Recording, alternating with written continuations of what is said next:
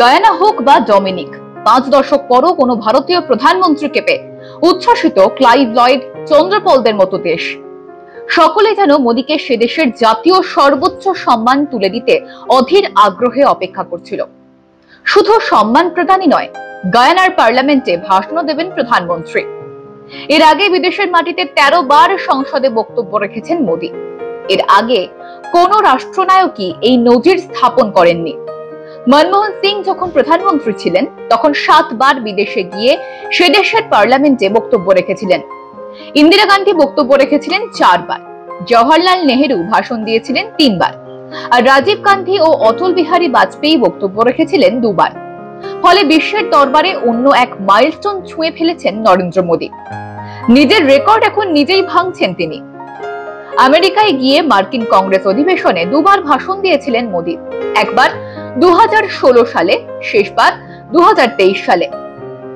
প্রধানমন্ত্রী হওয়ার পর 2014 সালে তিনি অস্ট্রেলিয়া ও ফিজির সংসদে বক্তব্য রাখেন। বিশ্বের সবকটি মহাদেশেই এই নজির স্থাপন করেছেন মোদী। শুধু সংসদে বক্তব্য পেশ করাই নয়, ভারত কিভাবে সারা বিশ্বকে আপন করে নিতে পারে, পাশে দাঁড়াতে পারে তাদের দুঃসময়, তার প্রমাণও তিনি বারবার দিয়েছেন। কোভিড থেকে শুরু করে নানা বিপর্যয়ের সময় দিল্লি পাশে থাকার চেষ্টা করেছে বিশ্বের বিভিন্ন দেশে। তারই স্বীকৃতি স্বরূপ গায়ানা তুলে দিয়েছে সে দেশের সর্বোচ্চ সম্মান। দু দেশকে সাহায্যের হাত বাড়িয়ে দেওয়ার জন্য প্রতিজ্ঞাবদ্ধ হয়েছে।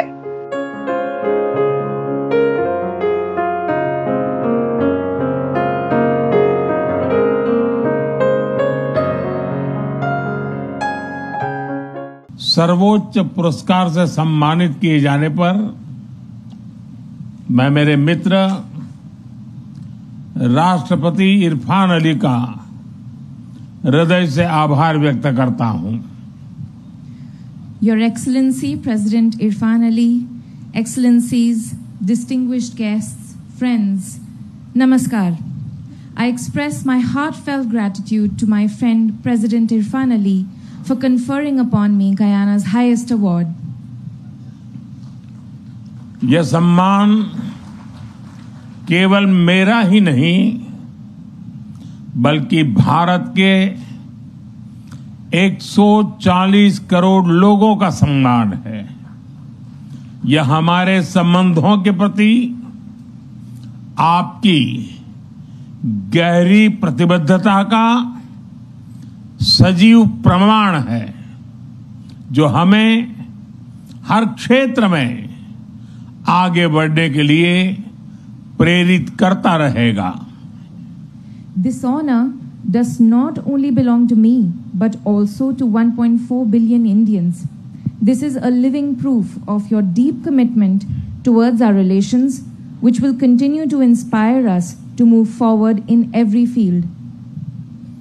Friends, भारत और गयाना के संबंध हमारे साझा इतिहास, सांस्कृतिक धरोहर और गहरे आपसी विश्वास पर आधारित है। Friends, India-Guyana relations are based on our shared history, cultural heritage, and deep mutual trust. इन संबंधों को अभूतपूर्व ऊंचाइयों तक ले जाने में राष्ट्रपति इरफान अली का निजी रूप से बहुत बड़ा योगदान रहा है।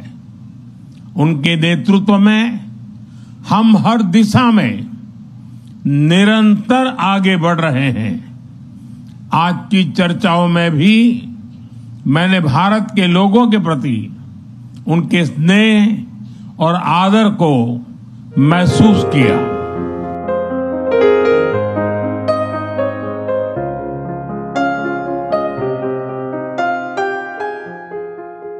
শুধু সারা বিশ্বের দরবারে পৌঁছে যাওয়াই নয়, সেখানে মহাত্মা গান্ধীর শান্তির বার্তা পৌঁছে দিতেও তৎপর হয়েছেন নরেন্দ্র মোদী।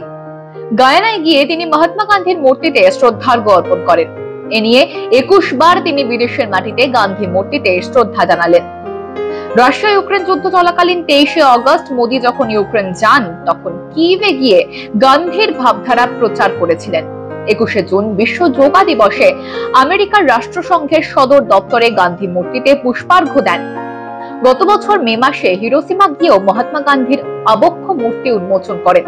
ফলে প্রধানমন্ত্রী হওয়ার পর থেকে গত 10 বছরে তিনি যেভাবে নিজেকে মেলে ধরেছেন তা বিশ্বের কাছেই এক নজির। আর এই ফলস্বরূপই G20 মঞ্চের মধ্যমণি তিনি। সব দেশের শীর্ষ নেতারাই তার সঙ্গ পেতে অধীর আগ্রহে অপেক্ষা করেছেন।